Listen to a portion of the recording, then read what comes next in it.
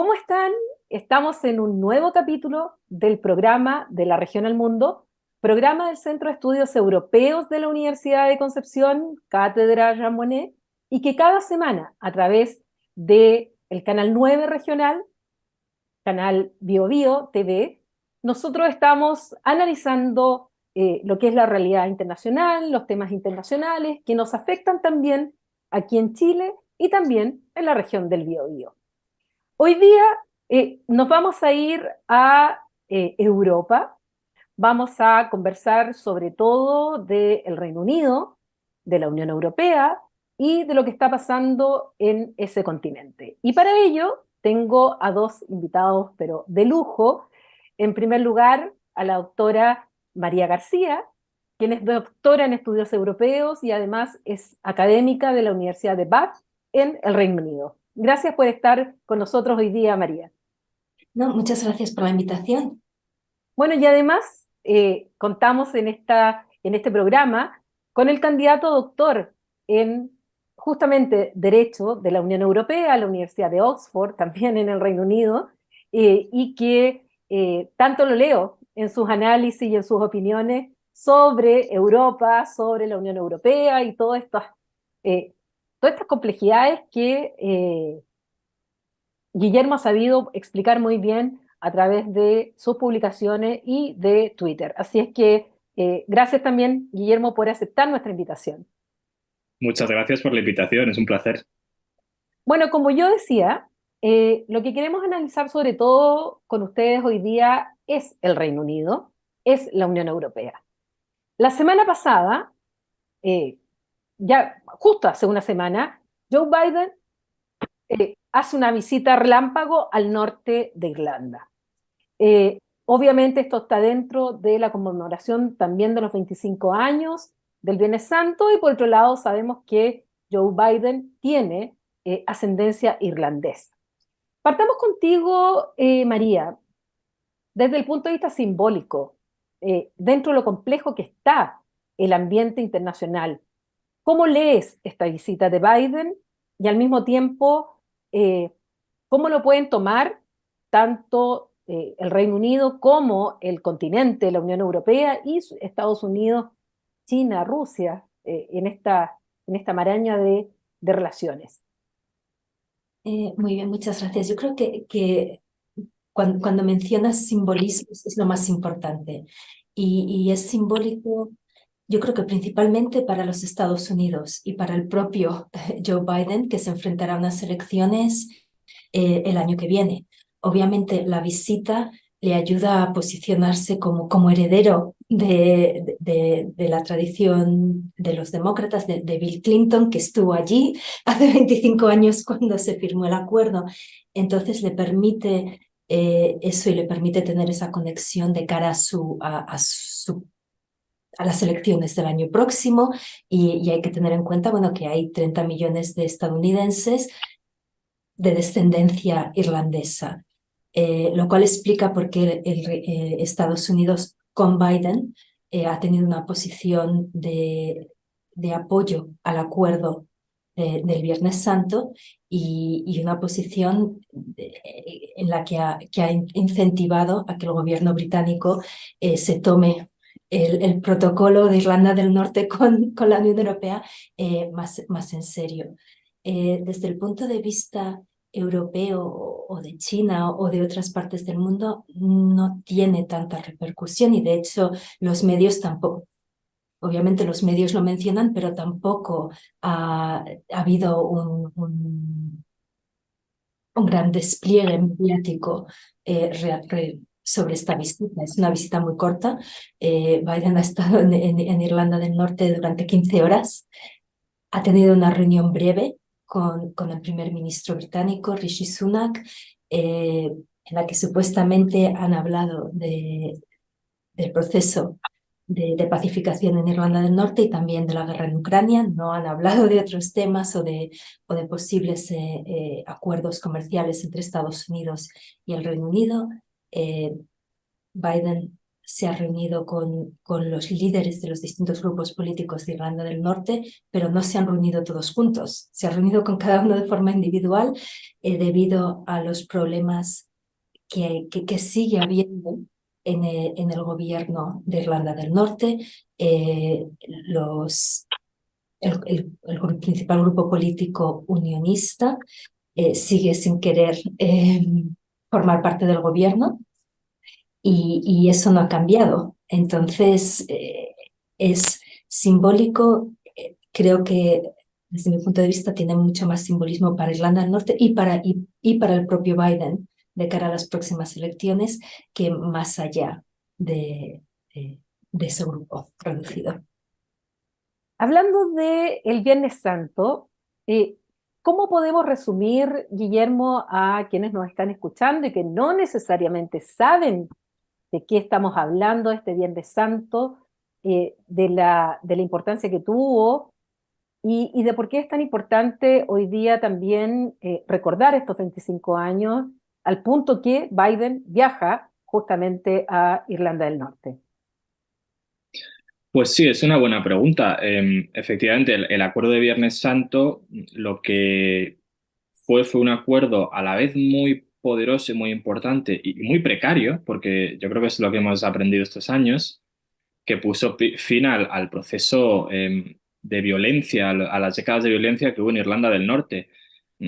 Lo que consiguió el acuerdo fue unir, incluso físicamente, juntar en la misma sala a grupos, a bandos de un conflicto religioso, político, social, bandos que habían estado matándose hasta días antes. La fuerza que tuvo, la importancia que tuvo fue que consiguió apaciguar o crear un ecosistema de instituciones, de acuerdos, de equilibrios políticos que consiguieron poner fin a ese conflicto y que, bueno, han aguantado 25 años, aunque como hablaremos seguramente, han aguantado pues quizás un poco debilitados.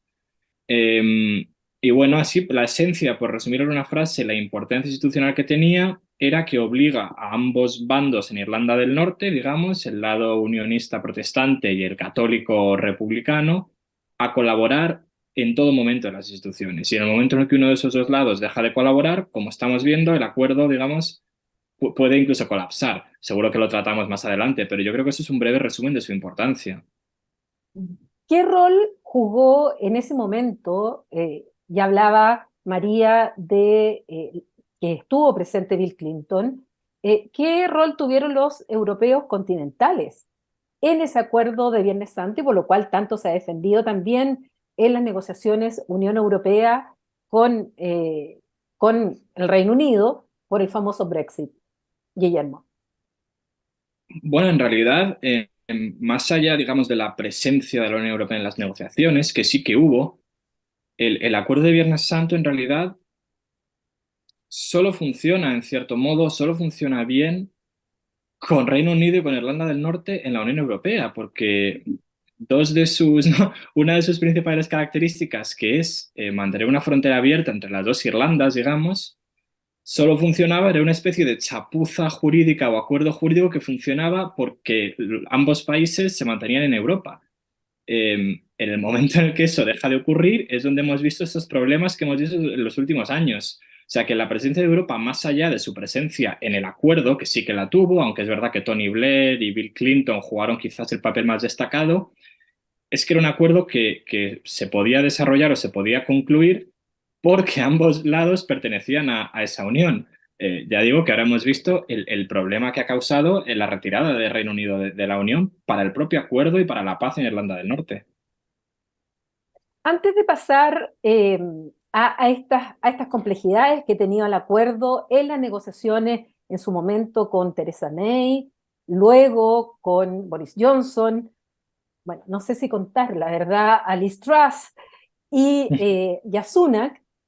María, tú que vives en Inglaterra, ¿cuál es la situación hoy día en general, política, social, laboral, en general, cuál es la situación del Reino Unido? Primero, obviamente por el Brexit, segundo, por la pandemia y tercero, por esta inestabilidad en el cual en un año tuvieron 3, 4 primeros ministros, eh, y lo que, viendo las encuestas hoy día, si las elecciones fueran hoy día, probablemente ganaría la oposición del Partido Laborista y no necesariamente el Partido Conservador de Rishi Sunak. ¿Cómo podrías resumir la situación hoy eh, del Reino Unido ante esta contingencia? Bueno, creo que hoy mismo, hace un par de días, salían los pronósticos del Fondo Monetario Internacional eh, sobre las distintas economías, y el pronóstico que daba para el Reino Unido es el peor de todos los países del G20 y el país al que pronostica menor crecimiento este año, un crecimiento solo de, bueno, ni crecimiento, una contracción del 0,3%, predice para la economía británica este año, mientras que está prediciendo ligeros aumentos y crecimientos en otras economías del G7 y del G20. Y bueno, eso tiene que ver con la crisis de los precios de gas por la guerra en Ucrania, pero tiene que ver también con el Brexit, con los efectos del Brexit. Obviamente el Brexit se produce en 2021, cuando todavía estamos inmersos en la crisis del COVID, que ha conllevado una reducción en el comercio mundial significativa, pero lo que sí que vemos a día de hoy es que de esa contracción del COVID se ve en las economías de Europa o de la eurozona un mayor crecimiento, un mayor grado de crecimiento que en el Reino Unido.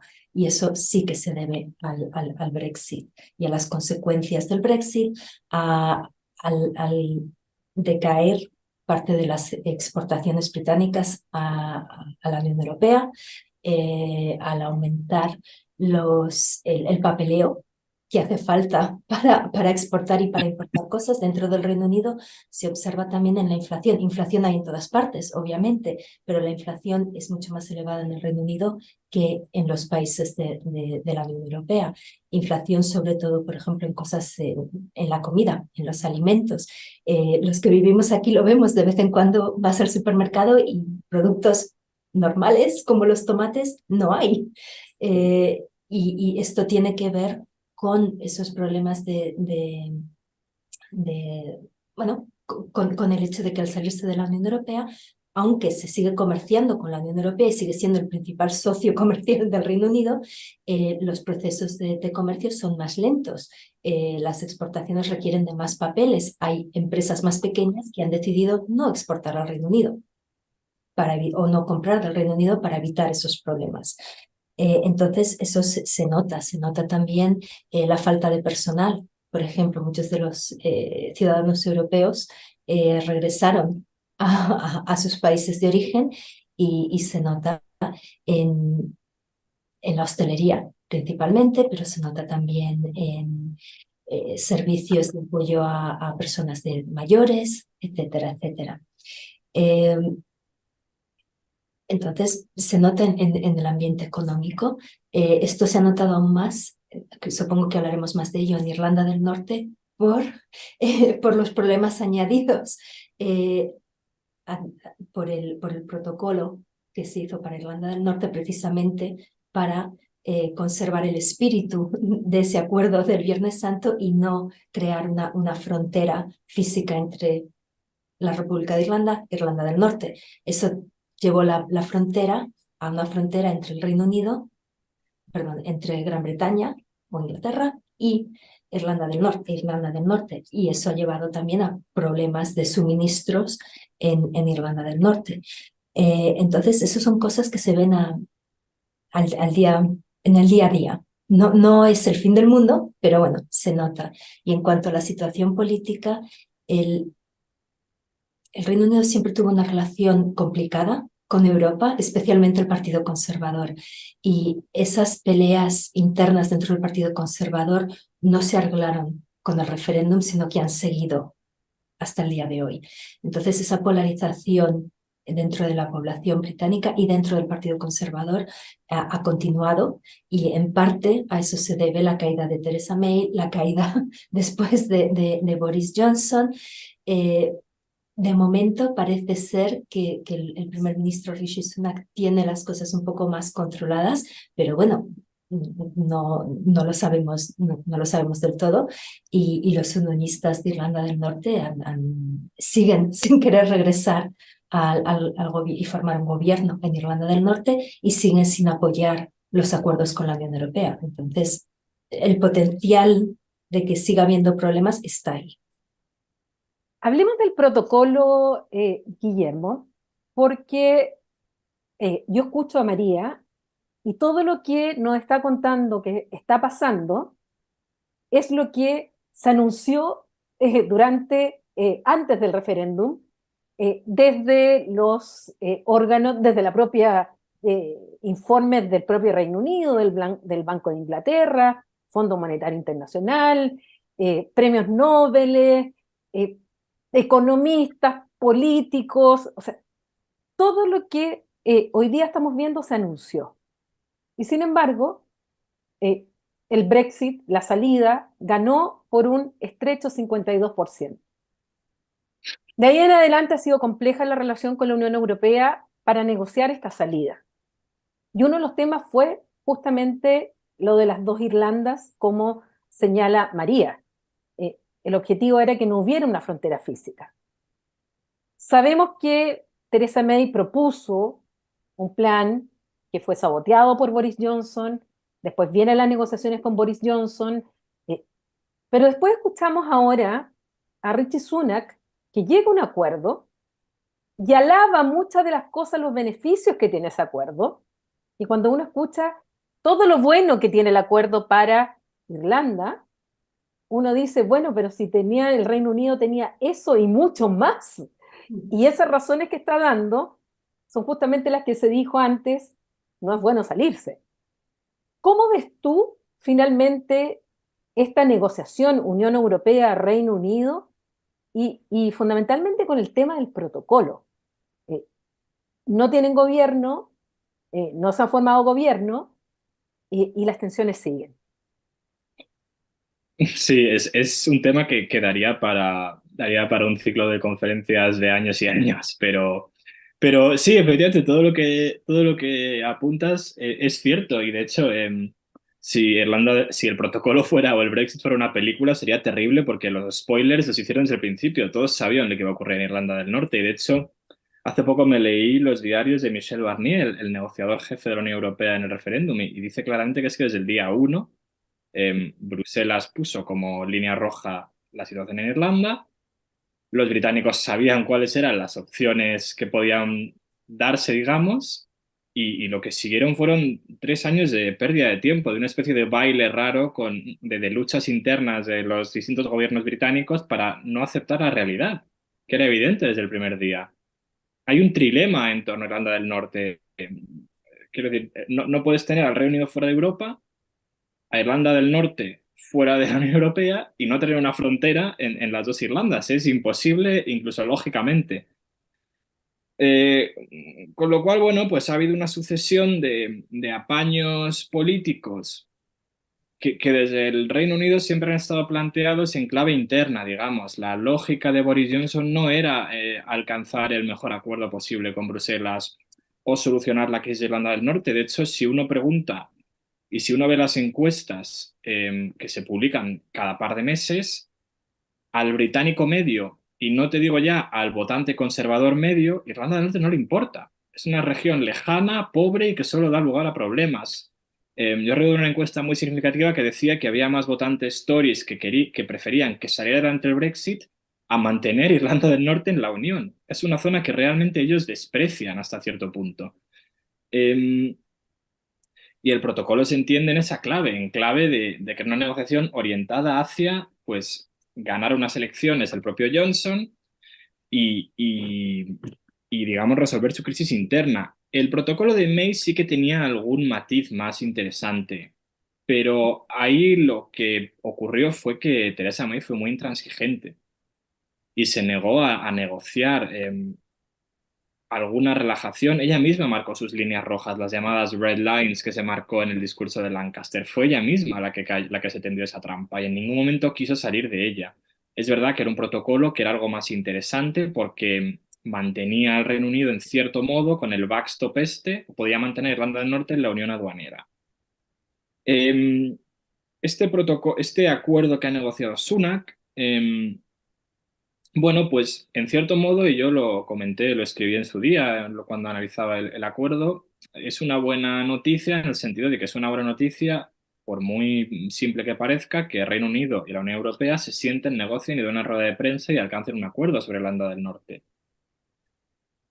Ha habido retoques, tampoco es un cambio enorme respecto a lo anterior, pues algún retoque en materia de cómo llegan las importaciones a Irlanda del Norte, qué régimen fiscal se aplica, ayudas estatales. Pero bueno, ha valido, porque no ha habido ningún problema en Reino Unido con un asterisco grande, y ha valido en Europa porque le han dado el visto bueno. ¿Qué pasa? Que como has apuntado, y con esto ya acabo, que no me quiero enrollar, como has comentado, en realidad una de las patas que era llegar a un acuerdo con Bruselas, Sunak lo ha logrado. La otra que era convencer a los unionistas de Irlanda del Norte y restaurar el gobierno o el parlamento en Irlanda del Norte no lo han conseguido, porque estamos ante un partido unionista que está echado al monte, que es completamente intransigente, que se niega a aceptar la realidad y con un ala muy poderosa. Y esta mañana preguntaban a su portavoz en uno de los actos que ha habido en Belfast, y se niegan a entrar en el gobierno de Irlanda del Norte, con lo cual hay un problema muy serio institucional en el que te planteas qué haces con un marco institucional en el que dos partes tienen que hablarse cuando una no quiere. Ese es el gran reto, digamos, que hay ahora en Irlanda del Norte y en la política irlandesa. Y en ese sentido, María, una de las promesas de campaña del Brexit era tomar el control de nuevo.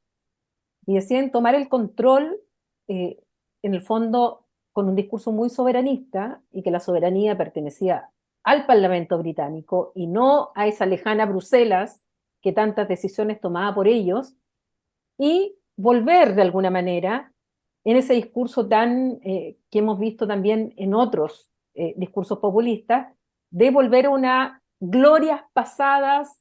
En este caso ya estarán pensando en la gran época victoriana, eh, y, y resulta que hoy día el Reino Unido entra al ex TPP-11 o el CPTPP, en el cual el propio Donald Trump se retiró y 11 países lo siguieron negociando, entre ellos Chile, y hoy día volvemos al TPP-12, hoy día ya no son 11, sino que son 12 los países integrantes, bueno, esperando que Brunei ratifique, pero está dentro de estos países que negociaron. Entonces uno se pregunta, bueno, ¿ese era realmente el volver a tomar el control? Porque en el fondo, en este ámbito, las normas ya están y las decidieron otros 11 estados. Y por otro lado, el acuerdo y la esperanza que tenían algunos de llegar a un acuerdo comercial con Estados Unidos no se concretó con Trump, y con Biden, como tú señalabas, no hay luces tampoco que vaya a ser. Bueno, ¿hay alguna discusión al interior del Reino Unido que vean esto, que en el fondo eh, están como no cumpliendo las promesas de volver a tomar el control? Porque lo menos que han tenido desde el referéndum es el control.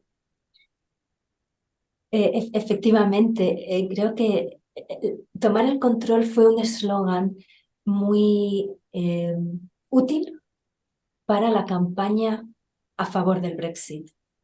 Y fue un eslogan populista que caló en determinadas partes y en determinados públicos del Reino Unido. No obstante, una vez una vez pasado el referéndum y una vez que se empieza a negociar lo que va a ser el Brexit de verdad, durante muchos años ha habido una discusión de qué es el Brexit. Y el Brexit significa multitud de cosas para el público, para distintos grupos, para distinta gente, e incluso para distintos políticos dentro del propio Partido Conservador que está en el poder. Y esa es la gran ironía del Brexit. También los discursos que presentaron en su día durante el referéndum, las campañas del referéndum a favor de la soberanía nacional, a día de hoy, en el siglo XXI, no existe una soberanía total. En un mundo con economías globalizadas, interdependientes las unas entre las otras, no hay ningún país que sea puramente soberano. Con organizaciones internacionales como la Organización Mundial de Comercio, que pone ciertas normas a cómo se realizan, a cómo comerciamos, a cómo invertimos en los distintos países o empresas en distintos países. Eso limita la soberanía de los países. Cualquier acuerdo comercial, cualquiera, limita la soberanía de los países. No obstante, dentro del grupo de conservadores a favor del Brexit, una de las ironías es que por un lado hablaban mucho de soberanía, por otro lado hablaban de usar esa soberanía para entrar en acuerdos comerciales con Australia, con Nueva Zelanda, con Estados Unidos, acuerdos que de por sí, por su propia naturaleza, limitan esa soberanía. Lo que es distinto es que la prensa, los medios de comunicación en el Reino Unido, siempre, muchos de ellos han tenido un matiz un poco antieuropeísta. Y esto viene de hace décadas, desde siempre. En cambio, no tocan tanto los temas de otros acuerdos comerciales. Por lo tanto, la entrada al TPP-12 no ha recibido tanto interés. La mayor parte de la población de este país sospecho que ni han oído hablar del acuerdo ni saben que el Reino Unido se está adhiriendo al acuerdo. Entonces está ahí las complejidades y las ironías y paradojas del Brexit. Por un lado, hay que salirse de la Unión Europea para rescatar esa soberanía. Por otro lado, hay que buscar acuerdos comerciales, unirse a otros grupos de países que también están a favor del libre comercio, de determinadas normas económicas internacionales para tener más voz y proyección global. Entonces, esa paradoja va a seguir con nosotros durante mucho tiempo, me temo. Y en este sentido, Guillermo, el acuerdo de salida fue un acuerdo de mínimo finalmente y por lo tanto, eh, mi pregunta es, ¿qué va a pasar en las relaciones Unión Europea con el Reino Unido? Porque van a tener que negociar muchas cosas que no quedaron en el acuerdo. Si pensamos en Suiza, por ejemplo, tiene más de 200 acuerdos con la Unión Europea. Eh, Va a ser un eterno negociar. El Brexit es un eterno negociar. El Brexit era justamente el inicio de un divorcio, pero este divorcio quedó con acuerdos absolutamente mínimos. ¿Cómo ves tú que se está dando ahora y se va a seguir dando con esta inestabilidad política de la cual estábamos comentando con María? eh, y al mismo tiempo que no sabemos cuánto va a durar un primer ministro en el Reino Unido, puede en un momento sencillamente haber un evento y Rishi Sunak cae. Sabemos que Boris Johnson hasta se está proponiendo como candidato a secretario general de la OTAN, pero dentro de la relación Unión Europea, Reino Unido y todos esos flecos que quedaron sin amarrar, eh, ¿cómo se está dando eso y cómo se va a seguir dando?